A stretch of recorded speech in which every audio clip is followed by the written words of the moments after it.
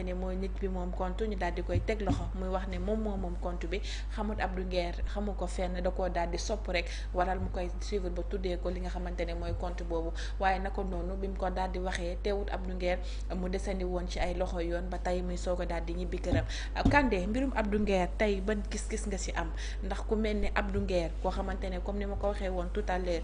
ku jëloon débat bi wàcce woon ko bu bas niveau ba ñi nga xamante ne seen jàng dafa daal di yees sax Abdou Nguer dañ daan déglu Abdou Nguer te Abdou Nguer da leen daan tolli information ci li nga xamante ne fa information daa doon tolloo. waaw xam nga Abdou Nguer déjà mu ngi il devient la première victime ou la énième victime de ce régime Abdou Nguer yàlla daal du juum. pour plusieurs raisons.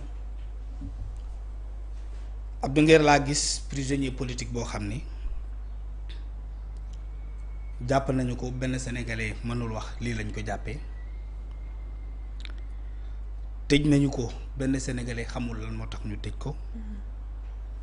yóbbu ko d'abord en instruction benn sénégalais xamul lan moo tax ñu yóbbu ko instruction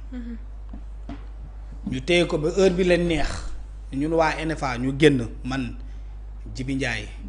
Youssou Diagne waa NFA ñu dem seeti ko prison d'abord maa njëkkee dem seeti ko parce que après Jibi Ndiaye fekk na ko prison bi may dem maa ngi ànd ak maam Góor Jazakam yi bi ma toogee jàkkaarloo ak Abdou Nguer mu ne ma maa ngi la doon xaar nga ñëw ma ne ko ah bon mu ne ma waaw mu ne ma Kandé est-ce que xam nga ne procureur moo ma fi téye ma ne ko waa sëñ bi xam naa ko mu ne ma léegi nag lenn rek moo ma fi téye mooy procureur de la république ma ne ko lan ngay xaar ci ñun mu ne ma communication politique moo ma fi mën a génne combat bi may dund ak ñi communication kese moo ma mën a génne fi ma nekk nii ma ne ko jox ñu les éléments de langage parce que yow la ñu tuumal yow la ñu jaay doole tëj la yóbbu la prison fàtte la fii mu ne ma lu ñu ma toppee lii la ak lii ak lii ak lii mu dugg ci fond dossier bi wax ma lépp ma ne ko dossier bi mu ne ma dossier bi c'est presque évacué juge bu yoroon dossier bi pare na ci ma ne ko wax nga dëgg parce que dem nañ ci bureau du juge pour di jëli li nga xam ne moom la ñuy wax permis de visite juge bi ne dossier Abdou Nguer nekkatul ci sama bureau man juge moo ma ko wax ma ne ko fan la bureau bi nekk léegi mu ne ma mu ngi ci procureur moo ci des ñun luñ ci daan def yëpp pare nañ ci bi ma ko juge bi waxee ak bu ñuy jàppal Abdou Nguer date ñaari weer dox na ci diggante bi ma dem seeti Abdou Nguer mu ne ma lii moo ma fi tey procureur moo nammul ma jóge fii parce que dossier politique la ma ne ko loolu yëpp am nañu ko ma ne ko léegi comme ñun xam nañu li la fi tey ñun ñi nekk ci biti dinañ ci def itam lu ñu war ba nga teel fee jóge te bu soobee yàlla noonu lay demee bi ma delloo ci NFA bi ma bokk mooy nouveau front force alternative ma ne leen ñun de seet si na ni Abdou Nguer waxtaan nañu ak moom nee na nag bëgg nañu jàppale ko ci communication politique bi parce que lii guerre politique la procès politique la arrestation politique la kon politique moo ko ci mën a génne xam naa noonu la ko def ak ñoom maam góor loolu la expliqué ñoom Abou Diallo ay xaritam ñoom Modou Fall ak ñeneen ñi nga xam ne xammee nañ leen ci attelage u amical bi nga xam ne Abdou Nguer am na ko ñun waa NFA nag ñu jug dem seeti Aminata Sow Sidibé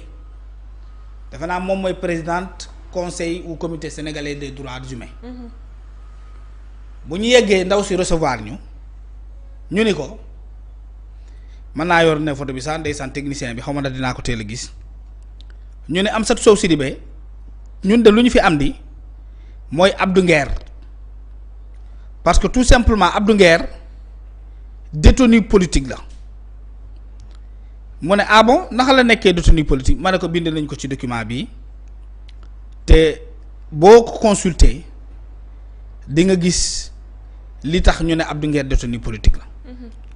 ñu expliquer ko jàpp façon jàpp bu ñu jàpp Abdou Nguer expliquer ko condition de détention yi nga xam ne Abdou Nguer moom la nekkee prison expliquer naka la ñu violer les droits de Abdou Nguer xamal ndaw si risques yi nga xam ne Abdou Nguer am na ko prison xamal ndaw si comment est-ce que les droits de Abdou Nguer sont violés donc Yankoba yónnee naa la photo bi mooy ñun waa NFA bu ñu demee seeti kii di Amsatou Sow Sidibé Amsatou Sow Sidibé promettre ni incha allahu rabbi elle fera tout pour aller rendre visite à Abdou Nguer en prison ou à défaut elle va faire le nécessaire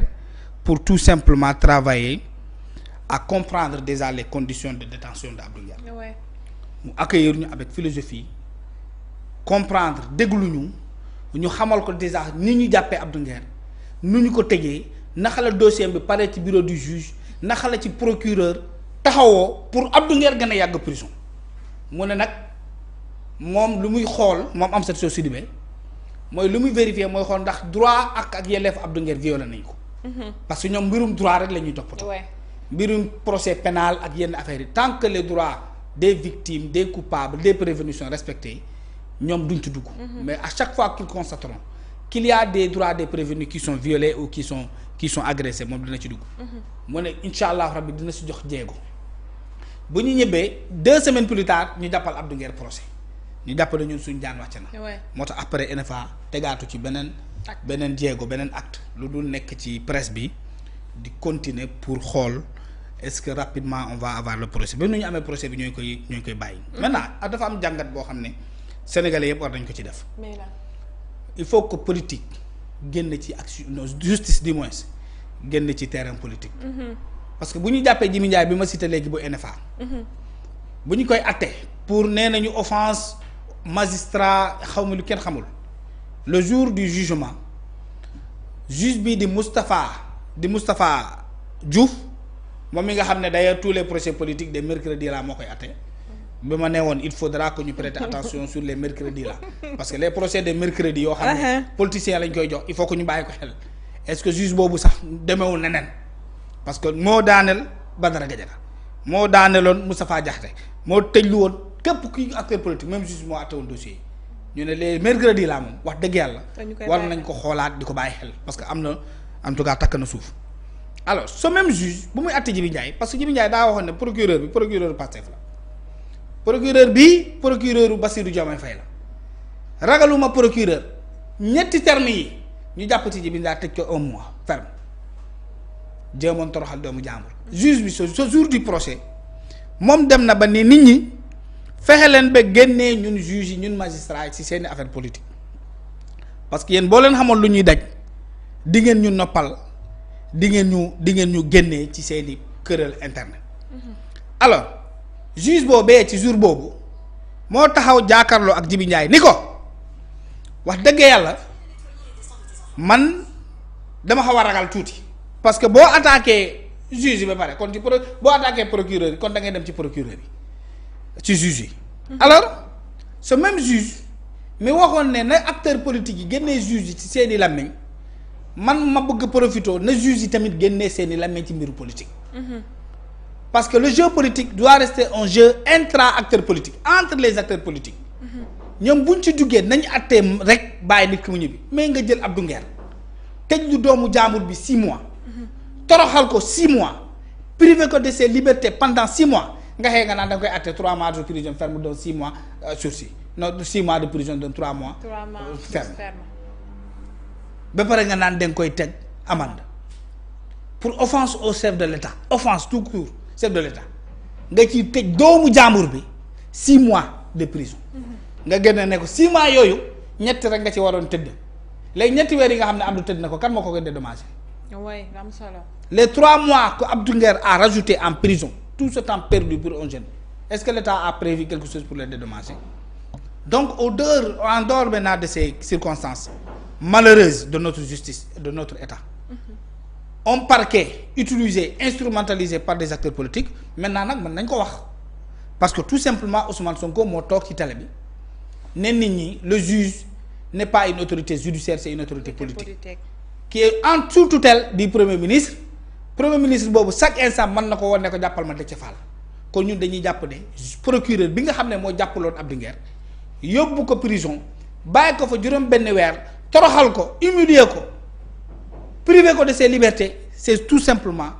un procureur qui était à la solde peut-être d'un acteur politique qui lui a demandé de malmener comme ça en tout cas doomu jàmbur jooju mu nekk quelque chose de malheureux pour notre démocratie. mu nekk quelque chose de triste pour le Sénégal. Abdou Nguer et les autres ñoom ñëpp ils ont droit à l'action politique. nga jël doomu jàmbur bi atte ko atte boo xam ne atte bu injuste la atte jaay doole la ne nit ki yow comme da nga neex làmmeñ war nga mën a dem assemblée nationale te boo ñu fekkee assemblée nationale toroxal ñu ne que léegi yow fu ñu jaarale woon Ousmane Sonko ci jamonoy Macky Sall foofu la ñuy jaarale Abdou Nguer pour Abdou Nguer tiital na nguur gi à ce point nga dóor ko 6 mois ensuite naan da ngay def amende boobu c'est juste pour lui extraire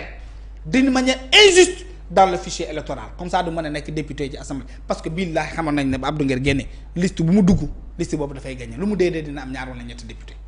kon amende bi day nekk impact. mais bien sûr day impacter sur ses droits civils parce que quand tu as 6 mois de condamnation que ça soit ferme ou avec sursis buñ ci yokkee amende rek da ngay perdre say droits dootoo mën a bokkati dañ lay dindi ci liste bi lu jàll Ousmane Sonko ci Mame Mbaye Niang moo koy dal Mame Mbaye Ousmane Sonko 6 mois sursis la amoon avec amende de 200 millions. 200 millions ouais. Loolu boo ko amee rek dañ lay génne ci fichier électoral bi buñ la ci génnee dootoo mën a ci nekk électeur ainsi de suite lu ñu def nii Abdou Nguer xamal ne cabale politique la xam nañ ne booy bii nga xam ne demagul assemblée nationale mu ngi sonnal Pastef boo ko yóbbee assemblée nationale moom rek dina lijjanti assemblée bi. ñu ne noonu léegi dañuy yàq ci dossier jàmbur bi ba dootul mënati bokk ci benn élection parce que jàpp nañ ne Abdou Nguer c'est quelqu'un qui xam nañ ne nii xam nañ ne génne Abdou Nguer prison mooy génne nañu en tout cas libéré nañu kenn ko xam ne war na leen mën a sonnal très sérieusement mu nekk lu injuste c'est bien triste pour notre démocratie c'est bien triste pour ce Sénégal d'état de droit c'est bien triste pour ce Sénégal boo xam ne c'est Ousmane Sonko qui est le premier ministre victime des mêmes travers victime des mêmes pratiques te on aurait pu accepter Ousmane Sonko dans la grandeur dans sa majesté dans son élégance politique qui puisse dire bàyyi leen doomu jaamur bi mu ñibbi on Abdou Nguer bi nga xam ne nee nañ amul BFM on Abdou Nguer boo xam ne nee nañ la musul jàng on Abdou Nguer nee nañ musul am CFEE on Abdou Nguer boo xam ne nee nañ musul lire rapport ndax leen di tiitalee ba ngeen koy doo 6 mois de prison dont 3 mois ferme teg ci amende boo xam ne day yàq en tout cas sa carrière politique. C'est injuste. Oui. C'est injuste malheureusement nous avons un gouvernement injuste un gouvernement qui a peur des voix libres un gouvernement qui a peur des gens comme Abdou Nguer comme Modou Fall comme peut-être Kandé comme peut-être d'autres et puis qui ne comptent que sur la justice pour mener des activités de destruction d'un acteur politique mais Abdou Nguer va ressurgir xale la boo ko tere woon nekk président 10 ans non bokk ci géopolitique bi pendant 10 ans xale la Abdou Nguer amagul 30 ans bu mat sëkk 40 ans lay gën a tàng Mohamed est devenu prophète à l'âge de 40 ans donc boo ci yokkoon 10 ans amul benn problème Abdou Nguer reviendra sur les dynamiques et Abdou Nguer il était déjà devenu le député du peuple sénégalais il était déjà devenu la voix libre du Sénégal il était déjà devenu le porteur de pancarte de tous ces Sénégalais qui souffraient il était déjà devenu ce Victor Hugo boo xam ne il parlait pour les autres qui n'avaient pas de voix et de parole et cette voix de Abdou Nguer la malheureusement bàyyi ko prison ñoom nañu xam loolu làmmiñu Abdou Nguer tëjuñu ko la bouche de Abdou Nguer n'est pas en sursis la bouche de Abdou Nguer génnewuñu ko dans le fichier électoral gémmiñam boobu mu yoroon di ci wax génne waale na ko prison te di gis ngeen Ameth Ndoye bracelet électronique lay toogee ci biir plateau est-ce que le fait que takkal nañu ko bracelet électronique wàññi na dara ci éloquence bi nga xam ne amoon na ko est-ce que bracelet électronique boobu nga xam ne takkal nañ ko Ameth Ndoye wàññi na dara ci pertinence bi nga xam ne amoon na ko est-ce que bracelet boobu noonu dindi na ci Ameth Ndoye le courage la détermination de faire face à ce régime sur le jeune Ameth Ndoye c'est comme ça que vous allez revoir un Abdou Nguer plus debout plus dynamique, plus courageux et encore déterminé pour se battre pour l'injustice dans ce pays-là. Donc nous lui souhaitons bon retour parmi nous. Oui. C'est un soldat qui était en captivité, mais il est libéré. Un soldat en captivité devient un soldat beaucoup plus dur et beaucoup plus solide et beaucoup plus déterminé. Le patriotisme d'Abdou Nguer, prison mënu ko dindi.